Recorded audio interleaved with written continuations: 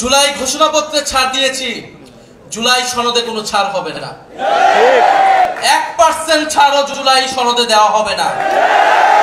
যেই মৌলিক সংস্কারের রূপরেখা জনগণের পক্ষ থেকে ঘোষণা করা হয়েছে, যেই মৌলিক সংস্কার, যেই নতুন বন্দোবস্তের কথা আমরা বলেছি, যেখানে গণতন্ত্র নিশ্চিত হবে, স্বৈরাচার আর ফিরে আসতে পারবে না, রাষ্ট্র কাঠামোকে গণতান্ত্রিক হিসেবে গড়ে তুলব, সেই জুলাই সনদে আমরা এক বিন্দু পরিমাণ ছাড় দিব না।